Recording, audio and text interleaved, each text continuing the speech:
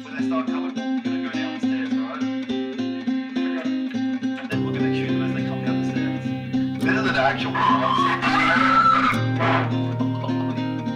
This video will cover how to get started in Rust with 6 crates found within the central puzzle. Killed like a ton of great party, dude. Hey guys, Jfarr here for another video, and this video will be on Rust.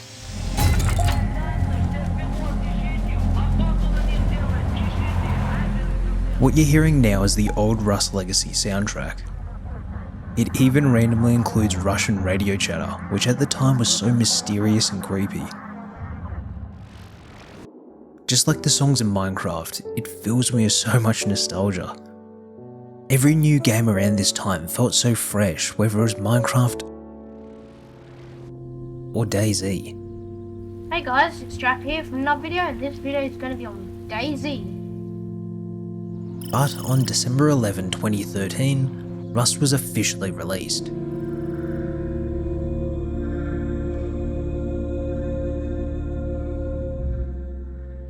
But it doesn't start there. Let's go back to June 15, 2013, where it all truly began. This is when Rust became available to the masses to playtest. Rust started life as a browser game. You heard me right.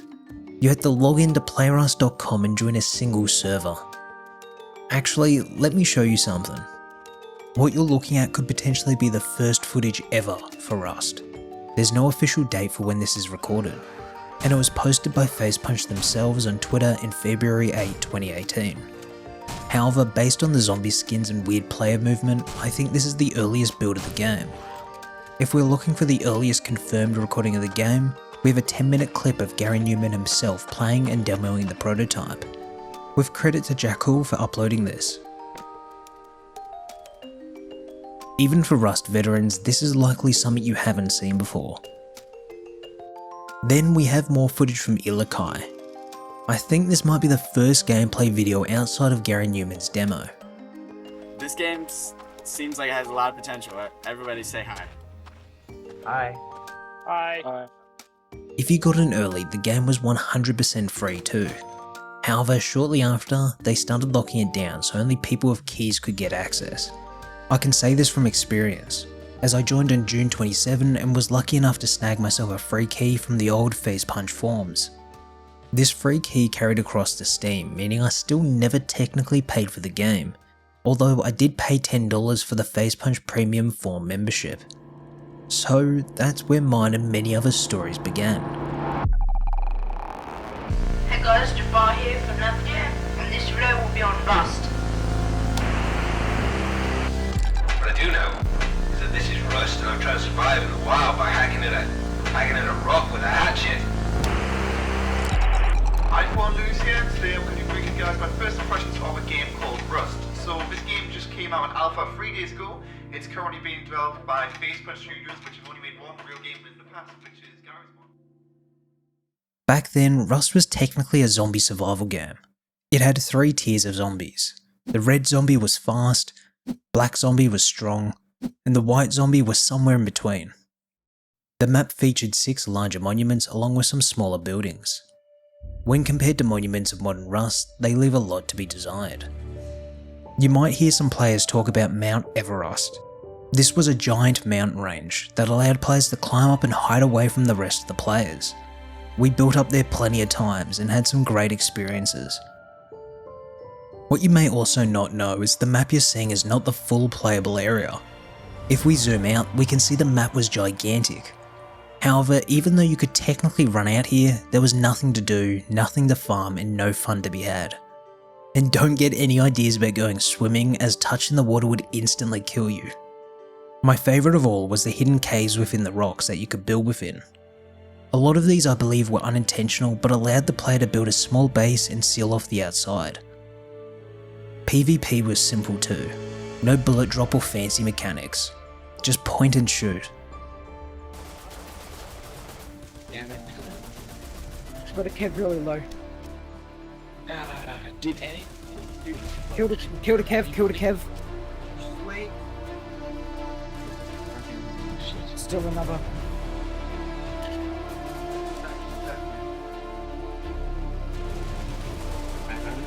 Killed another Kev. Killed another Kev. Oh. Guys, they're all dead! Oh my god, they're all dead. The game featured 9 guns that you know and love from the main game. However, the M4 was king. Got one. Double headshot one. Because there was only a single server at the start, you would run into some pretty funny situations. There was one time when the game developer Pat spawned everyone in a sports car to drive around in, with him mentioning in chat them eventually wanting vehicles within the game. 7 years later, that became a reality. If I summed up Legacy in one word, it would be simple. No electricity, complex building, or raid metas. Undoubtedly, the current game is far superior in every metric. Better speed up quickly. Oh, there we go. However, that doesn't take away from the fact that at the time it was an incredibly fun experience. I know if I time traveled back it wouldn't be the same as I remember it. That's how nostalgia works. The same would be said for Minecraft, DayZ or any other game. However, I am grateful that I've had this experience to look back on, which many others unfortunately don't have. Especially since I met a lot of my best mates back in this time at Rust, which is still here to this day. Oh. What? Oh my god! Are you guys Squiid? Oh, he's got a fucking 5. I headshot him. Nice! I finished him! Alright, I headshot you, finished him, nice. Oh my god. C4. Headshot, killed another. One of the more major early game changes was the removal of zombies, replaced with red wolves and bears. The developers removed the zombies as they didn't want the game to become just another zombie survival game. Legacy received a few more smaller updates at the start of the year, including the addition of the revolver, door passcodes, beds, and item durability. However, after this, Legacy fell quiet. There was a new kid on the block called Rust Experimental, a new revamped game that would do away with the old spaghetti code of Rust Legacy. This is the start of the game you all know and love.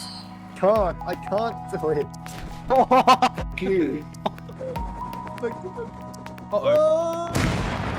During this time, I was pumping out Rust Legacy gameplay videos, with 2014 marking the final year I uploaded Rust Legacy content. What the hell? He's probably got a ceiling. Whoa! No. Killed one. As the new game started development, Facepunch posted dev blogs each week with rapid progress. New building systems, map generation, gameplay. In my memory, it feels like it took way longer than it did. It's honestly crazy to see weeks fly by between updates that I thought were months apart. 2014 was essentially experimenting with the game, trying different building systems and gameplay mechanics. Building started with hammering building blocks repeatedly to construct and upgrade them. Hit it enough and you'll go from level 1 all the way to level 6 tier. In November 2014, they moved away from this system to the system we now know. Actually, here's one of the first previews of the building wheel. This was the time the developers were also trying out large forests. I honestly really miss this as it gave such a different vibe to the whole map. There was also a weird time where a wolf monument was added to the game. To be honest, I was likely one of the first people to have ever found the wolf monument, as I randomly stumbled across it before it was even correctly implemented or mentioned. The next day it was updated to be a monument with an airdrop below. However, the first real monument to be added was the satellite dish. At the time it was really basic and didn't even have any textures. Oh my god.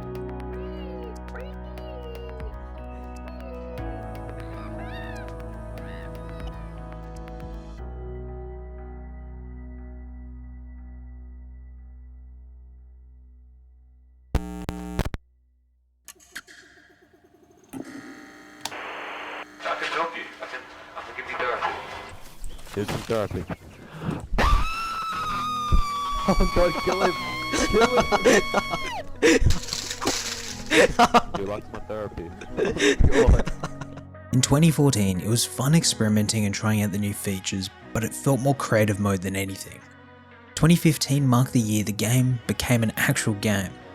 This is the year we pretty much exclusively moved from playing Legacy to New Rust. Just go home.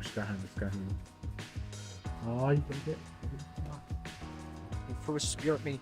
Got one down. Get that spear. Let's go get that spear. I headshot another one. Nice. Got the spear. Who's stone? Headshot that one. It had the full cycle of gameplay that you would expect, such as looting, raiding, monuments, survival, and stunning map generation. Honestly, I really miss the old map generation. There was so much variety and terrain elevation. It really made exploring the maps special and made for some interesting gunfights.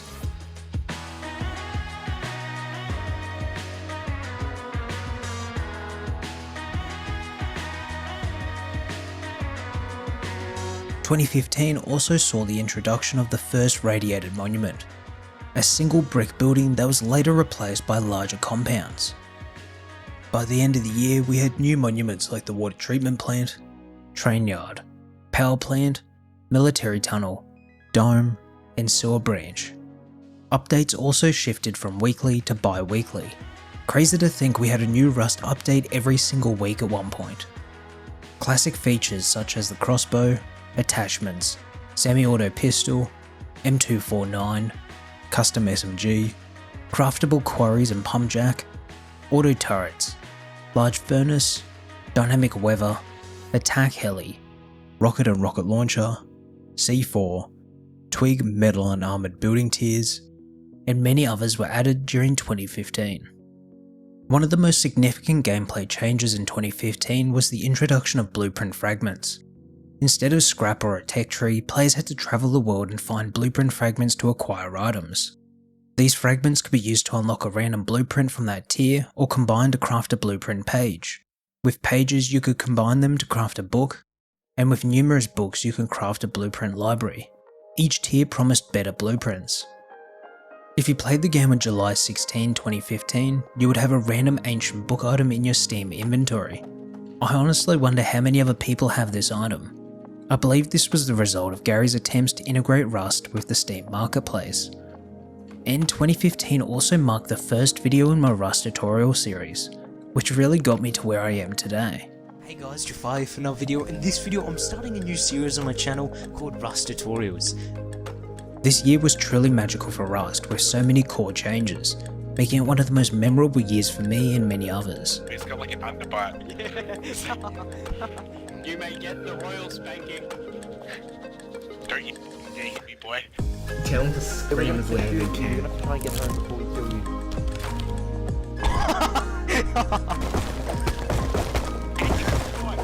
And you got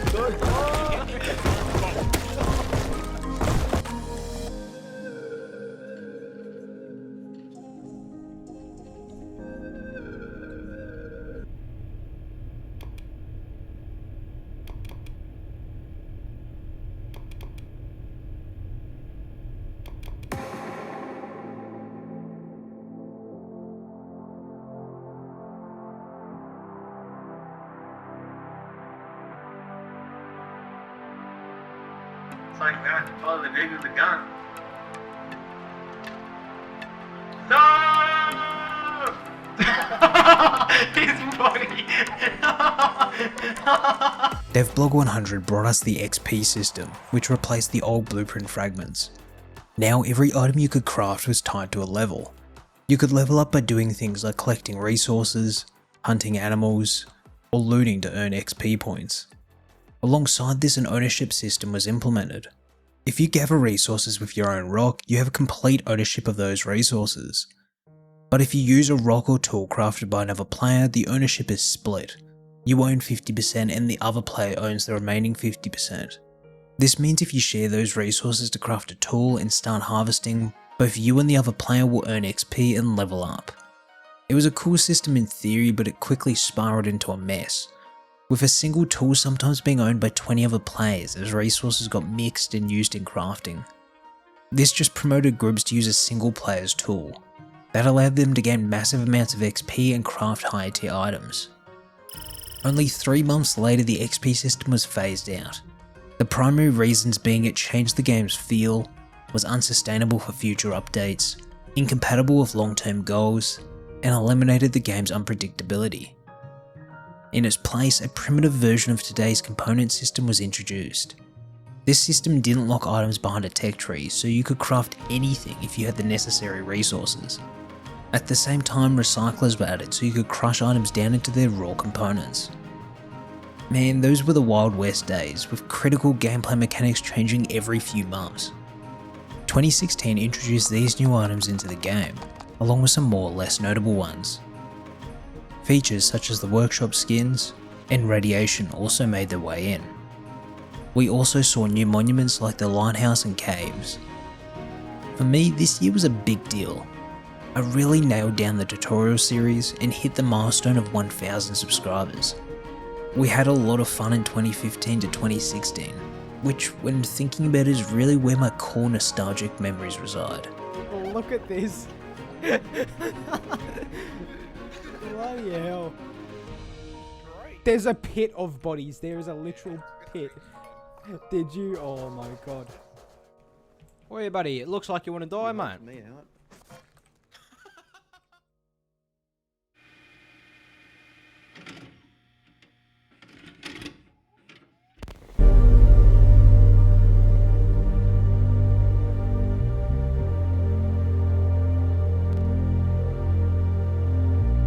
And you thought 2016 was full of game-changing features.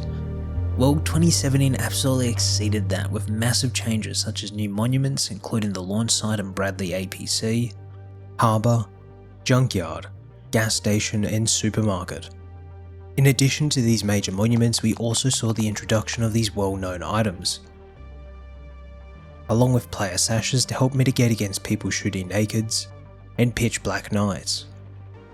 Devblog 158 marked a significant shift in the game's dynamics with the introduction of scrap, which has since become a primary form of currency and progression within Rust. Later in the year, Devblog 180 added workbenches and blueprints back into the game, complementing the addition of scrap. To craft an item, you would first need to find it within the world, then place it within a research bench to unlock its blueprint. Depending on the item tier, it would require a level 1, 2 or 3 workbench to craft. Building also underwent its most significant overhaul to date, introducing half walls, the ability to place foundations at half height, and bases now omitting the building permitted radius instead of the tool cupboard. However, the most impactful change to building was the introduction of upkeep. This completely revolutionised how bases were built, making it more challenging to maintain larger bases and encouraging players to focus on smaller, more efficient base designs. I personally believe the current system isn't perfect, and I may plan to delve deeper into this topic in a future video. So yeah, 2017 was a year of big changes, introducing a lot of features we know today. Got 2. Got another hit. Did I get one down? Yep, you got one down. Hit the other one. Oh, he's up. Hit him, downed him, downed him. Yes, nice, very good, very good. Then he'll place it. He's a placement now, everyone.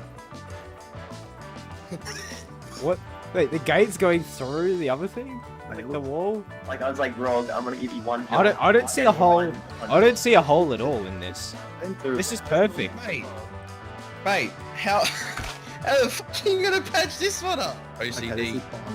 We're gonna have to rebuild. Oh, what have you done? Now? Oh my god. Oh my god. Oh my god.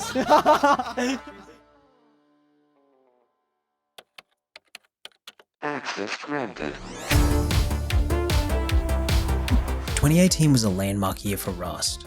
On February 8, Rust officially graduated from early access. The most notable change, updates shifted from a bi-weekly to a monthly schedule, promising more substantial and polished updates. And for those who owned the game before this date, they received craftable frog boots, a nostalgic throwback to the days of Rust Experimental. One of the most significant and controversial updates that year was the introduction of save zones. Before, from the moment you spawned on the beach to the end of the wipe, there was no safe haven from other players. But now there were physical zones where you were invincible. This was game changing. The first safe zone to be added was the outpost, followed by the bandit camp. Apart from safe zones, the only monument that was added this year was the water wells. Vehicles also made their debut in 2018, with the rowboat, rahib, and hot air balloon. As simple as these vehicles are now, back then it was revolutionary. Before, your only mode of transport was your own 2 feet. To counter hot air balloons from just flying into bases and on top of monuments, SAM sites were introduced. These could be purchased from the outpost, giving you the ability to protect your compound from flying rats. In terms of weaponry, 2018 saw the introduction of 3 new guns: the M39 rifle, L96 rifle, and Spaz 12 shotgun. To complement the new rifles, an 8x scope was introduced, along with additional gloves. The first events also arrived on the island in the form of a Chinook and cargo ship event. This was a big deal, shifting from static monuments to a dynamic event that offered not only the best loot, but also guaranteed action. The drivable boats made this event possible. Junk piles and the scuba suit was also introduced, giving players more reasons to set sail in their new boats. If you weren't a fan of the events, monuments were also updated, introducing puzzles. These puzzles required a green, blue or red keycard. Rooms were now locked behind puzzle doors, offering better loot. A significant change in the UI was introduced in the form of a team group system and compass. Being in a team now puts a green dot above the other players' heads, making it easier to identify friendlies from foes. It also displayed their location on the map. This update was divisive and still is to this day. Personally, I wasn't a fan of this change. I felt it made it easier for large clans to form, and made it impossible to sneak into an unorganised team's base or raid. However, I understand the developers wanted to make the game more accessible and less hardcore. And the major updates kept coming. Towards the end of the year, we saw the introduction of the electricity system. This introduced the core logic switches and power generators required for complex systems, paving the way for traps, lighting, and future automation. As for items and tools, here are some of the items we got throughout 2018. You almost need to stop and catch your breath after flying through 2018, with all the new features and core gameplay changes. However, you could clearly see the game morphing into a more casual and welcoming survival experience. It was sad to see the hardcore aspect go, but there's no denying that these changes have played a massive role in catapulting the game to its current success and popularity, opening the game to a wider audience. Oh no, Jfarr, it's 4 fuel, it's gonna go down, you're gonna jump back down, come.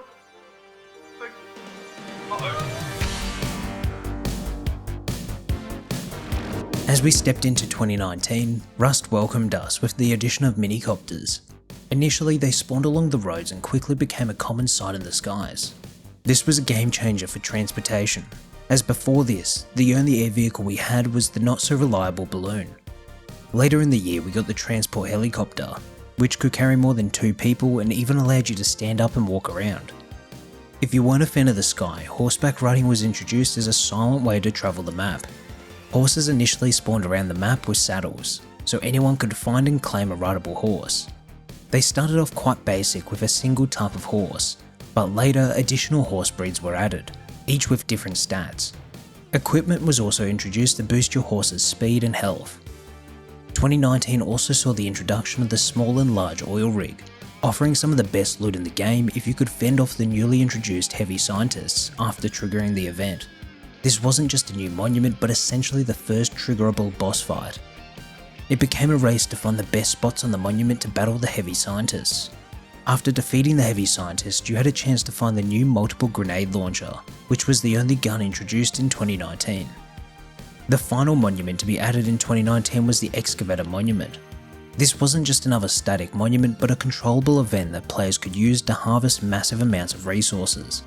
Diesel fuel was added to power the excavator and could be found around the map's monuments. The electricity system also received some major additions, now allowing you to set up alarms and send wireless signals. If you tuned into the 4777 frequency, you could receive alerts when the excavator monument was being captured, giving you time to counter. Several conveniences were also introduced in 2019, such as fractional reloading, a building debris system to block instantly replacing walls, team chat, first-person legs, quick looting, crafting favourites, a new death screen, and map markers. Finally, to bring a bit of joy across the map, instruments were added towards the end of the year. This was Rust's first DLC, and introduced these new craftable instruments. Static instruments could also be found at the compound for anyone to hop on and try out. I'm not getting myself involved. He's just standing there. Oh.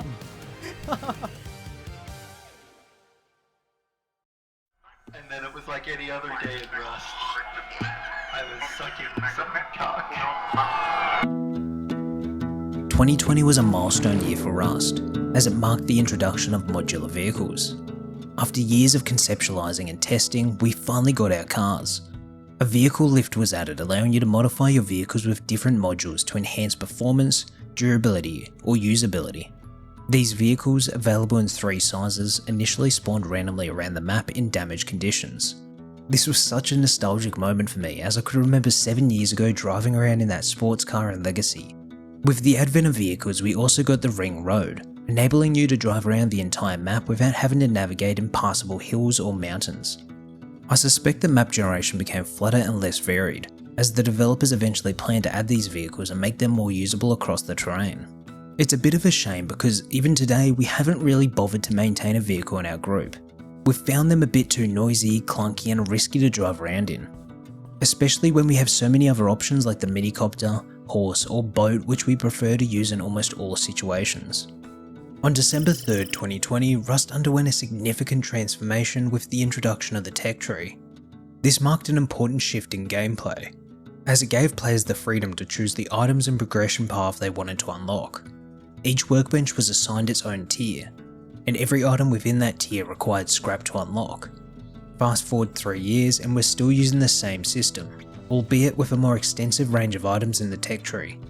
2020 also saw the addition of 2 new monuments, the fishing village and stables. The fishing village provided us with a save zone right next to the spawn point, and included a boat vendor NPC. Now, boats only rarely spawn across the beach and require you to spend scrap if you purchase one from the NPC. You could also purchase a kayak and paddle, the newest water vehicle. The bandit camp received a similar update with the addition of the airwolf vendor, meaning the minicopter and transport heli no longer randomly spawned across the map and also required scrap to purchase. Small and large stables were also added as another save zone. To ride a horse, you now require a saddle purchased from the NPC. Safe zones in general became safer, with the addition of complete immunity. Now players couldn't kill you even if they shot from outside the zone. Turrets were updated to be modular and require power.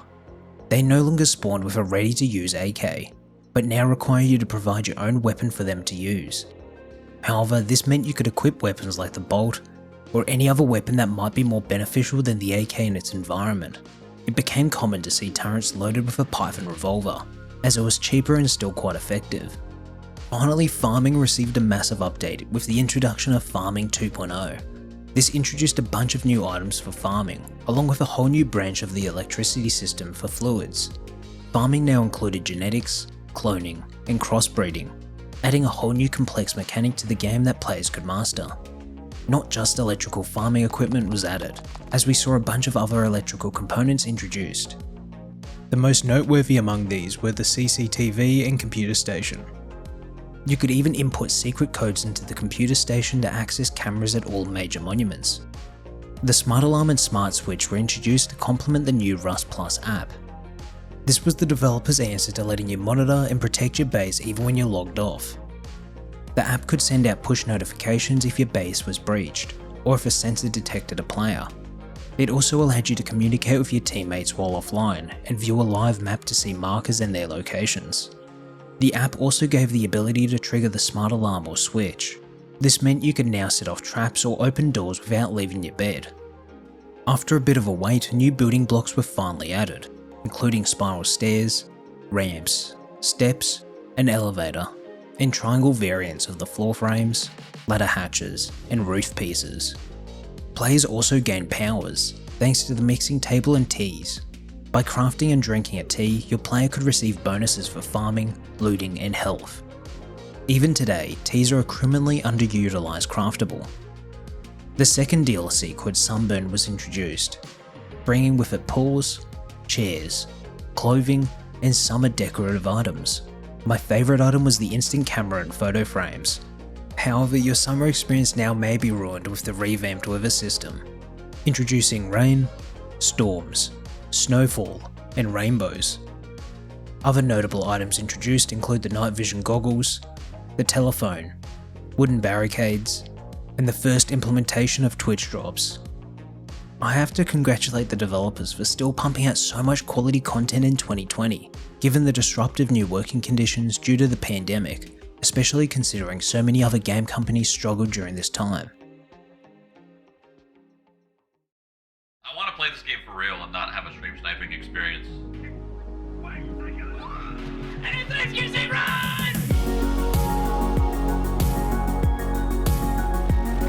In 2021, Rust skyrocketed in popularity as some of the biggest streamers jumped on board. A private OTV server was set up, allowing these streamers to create content without the fear of being stream sniped. This spotlight on Rust led to a surge in concurrent players, peaking at 245k, a record that still stands. On top of that, May 21 marked a significant milestone with the release of Rust Console Edition, developed in conjunction with Double 11. This opened up the game to a whole new group of players. Although the console version was based on an older build of the game, it still provided an opportunity for players who might not have had the chance to experience Rust otherwise. Good thing for me, as a lot of my old tutorial videos were now relevant and useful again. Despite the publicity, Facepunch still didn't disappoint, with the addition of 3 major new monuments. The first monument introduced was the freight transit system, along with the work cart and dweller scientists, creating a connected underground tunnel system spanning the entire map. Modifications were made to the outpost and other monuments to accommodate the tunnel entrances. Next came the highly anticipated underwater labs. The labs introduced new crate types and a new scientist. High-tier puzzles were scattered throughout the monument, making exploration worthwhile. Alongside the labs, submarines were introduced. The subs could fire torpedoes with 2 types added. However, the surface torpedo was later removed, as it was way too OP and allowed players to kill anyone on the surface from the comfort of being completely submerged. The water update also brought fishing, the spear gun, and sharks. The final monument introduced was the military desert base. While less impressive than labs, it continued the trend of being a generated monument, with each component varying every wipe. The major change accompanying this monument was the MLRS, providing a new way for players to raid by sending a barrage of rockets. To counter this, SAM sites were updated to shoot down the MLRS rockets. The junkyard received a significant overhaul, introducing a completely new layout and drivable crane for collecting and crushing vehicles in return for scrap. The outpost and bandit camp were updated to include a marketplace drone delivery system. This allowed players to purchase products from player vending machines from the safety of the outpost, encouraging trading. Safe zones also received slot machines and poker tables. Later in the year, missions were introduced around save zones, providing a new way for players to progress and acquire items. Even today, missions remain a great way to quickly acquire tools and weapons. It's disappointing that even after 2 years, no new missions or changes have been added. The third DLC, called Voice Props, was released. This DLC included cassettes and recordings, boomboxes, a megaphone, disco props, new dances, and a mobile phone. Other notable additions included the softcore game mode, gestures, a graphics overhaul, a contact system, refreshed animal models, a new wounding system allowing you to crawl around, DLSS, the camper module, and a permanent in-game store.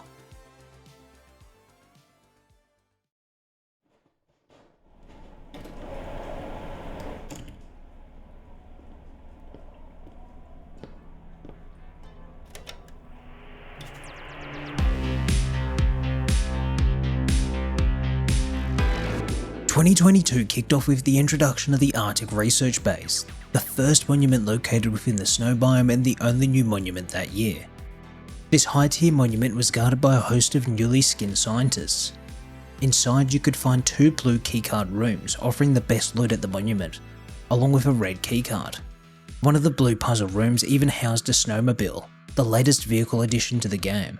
This made navigating the snow biome much easier, but due to its limited availability, it was quite rare to find. Polar bears were also introduced alongside the monument, marking the first time in a long while that a new land animal was added to the game. Ziplines were another new feature, allowing players to quickly traverse between power lines or connected monuments. This provided a new static transportation method. The map underwent a significant change with the addition of the rail ring network. This change was implemented to accommodate the new drivable above ground trains and carts. This made cars even less valuable to maintain and use, as players could simply hop on a randomly spawned train, add some low grade fuel, and get to their destination safely in a cart. The train yard was updated to take advantage of the new trains that are now connected to the rail ring network. An event was added, allowing players to take over one of the newly added resource carts, connect it to the train yard, and extract the resources. Later in the year, a gambling cart was added, enabling players to create drivable casinos to evade the IRS. A static version of the cart could also be found within the outpost. Another significant monument change was made to the quarries and pump jacks, which now require diesel fuel to operate. To balance this out, diesel barrels could now be found at most major monuments. Additionally, the quarries and pump jacks themselves received a substantial buff to their outputs. Finally, for monument changes, the launch site was updated to include scientists who now roam the interior of the rocket facility and directly on top, guarding the elite crates. After a 3-year wait, 2022 saw the introduction of new firearms in Rust, the handmade LMG and prototype 17 pistol. The P17 was interesting as it marked the first time a burst weapon was added to the game. Alongside it, a burst module was introduced, allowing other weapons to be equipped with a burst module.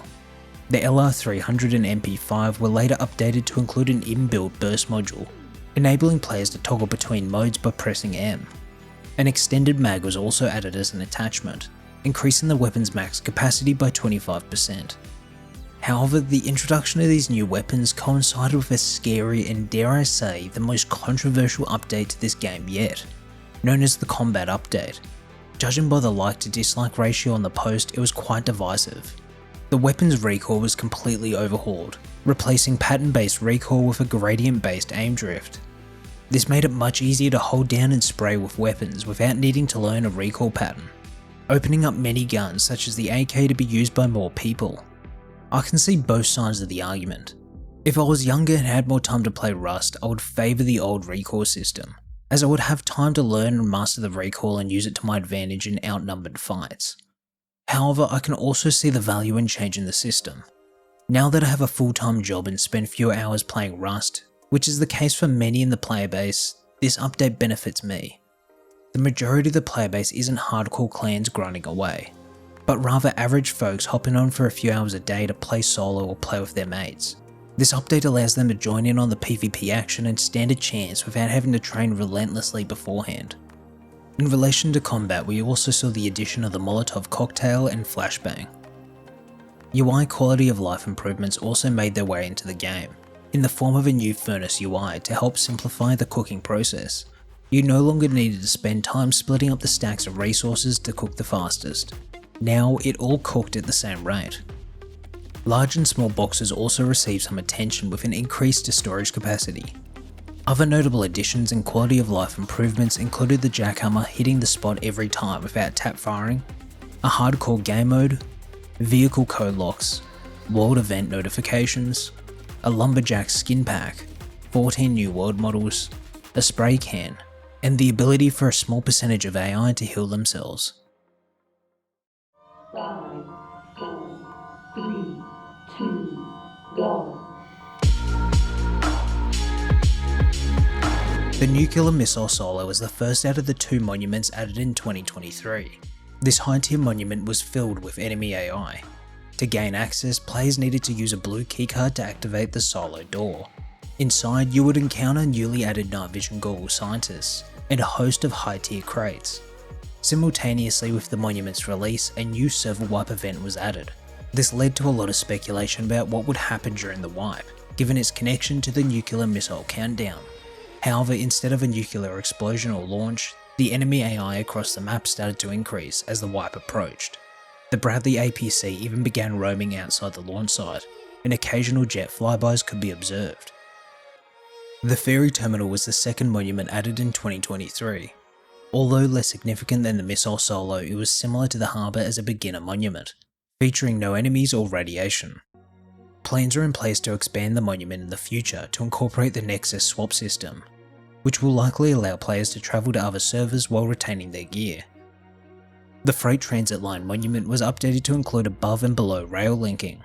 This allowed players to drive their freight train and its cargo from the surface down into the underground rail line.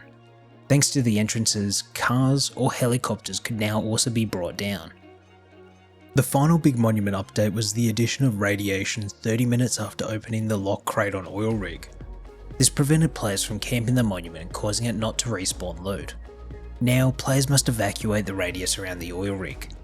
In terms of vehicles, 2 new ones were introduced, starting with the tugboat. Unique in its ability to have deployables placed within its bottom floor, the tugboat essentially functioned as a movable base. However, this led to issues where players would park it in front of the oil rig and constantly respawn and re-gear when they died. The developers later updated it to prevent respawning in the tugboat if it's too close to a water monument. Later in the year, the first weaponized vehicle, the attack helicopter, was introduced. This vehicle allowed players to fire high velocity or incendiary rockets and have a front gunner. A homing missile launcher was added to counter the attack heli, which could also be used to shoot down any other flying vehicle. To further counter this, flares were added, allowing players to distract the missile while they escaped. The bloom was also updated to allow for an armoured skin upgrade, increasing its health and making flying with the balloon more viable. If players needed to escape from one of these flying vehicles, a parachute was added, introducing a new way to traverse the map. This opened up new ways to infiltrate enemy bases or reach the top of certain monuments. The final update to vehicles allowed dropped items to stay inside of them without falling through the vehicle. This opened up the ability to throw loot into the vehicle and make a getaway, even if you didn't have the inventory space. In 2023, Rust introduced just one new weapon, the M4 shotgun. This weapon, a nod to the legacy shotgun, emerged as a top choice for ranged fights. One of the most eagerly awaited updates that year was the industrial update. This brought automation to the forefront with the introduction of piping, conveyors, electrical furnaces, crafters and sorters. This meant that almost all aspects of base operations could be automated when combined with the electricity system. Other significant feature additions included a controllable drone, security cameras, and player controllable auto turrets. These could be linked to the computer station for player control. The Rust Plus app also received an early update, enabling players to control these devices from anywhere. The world of Rust became a bit more unique with the introduction of building skins. These paid items allowed players to reskin a specific building tier. The first skin introduced was called the Adobe skin for the stone tier, followed by a metal container skin, stone brick skin, stone brittle skin, and a wooden legacy skin. Building animations were also introduced, adding a touch of polish to the whole experience. We got a controversial update to the turret, now limiting you to only place 12 within a 40-meter radius. While some saw this as a positive change that limited clans, others felt it was a disadvantage to the little guy, who could no longer use numerous turrets to defend their weaker bases. Hampus unfortunately was retired at the start of the year, after almost 8 years of support, due to a lack of resources and demand from the development team. However, as of December 7, Hampus temporarily returned until March 2024. At the same time, Hardcore mode was removed, with plans to introduce an improved version in 2024. We saw the introduction of 2 paid DLC packs that included new items. The first introduced weapon racks with 4 variations. The second pack, released later in the year, was the Frontier-based Decoration Pack. This added 10 new decoration items to spruce up the interiors of your base. This is when the storage barrel was added, which is a slightly pay-to-win item as it allows you to store more loot in a single room compared to a room filled with large crates. A host of smaller additions and quality of life changes were included this year. Notable ones include double horse saddles, more world models, dynamic piles that change depending on the stack size, new map markers, location pinging, the ability to flashbang AI to temporarily disable them, a limit to sleeping bags to prevent the abuse of mass respawning, a large overhaul to the ocean to include waves and new effects, wound recovery info, chat emojis, triggering C4 with the RF transmitter, bow and furnace legacy skin, deployable wooden shack, and finally improved base rendering, allowing players to see buildings from much further away. And there you have it. Not just a summary of 2023, but a glimpse into the entire journey of Rust. The memories, fun and friendships made along the way simply cannot be compressed down into a video like this. However, I hope you've been able to get a taste of what the journey was like. A huge thank you to the developers for their continued support and passion for the game they've created. And with that, I wish you farewell, and I can't wait to see what the next 10 years brings. Perhaps even the arrival of Rust 2.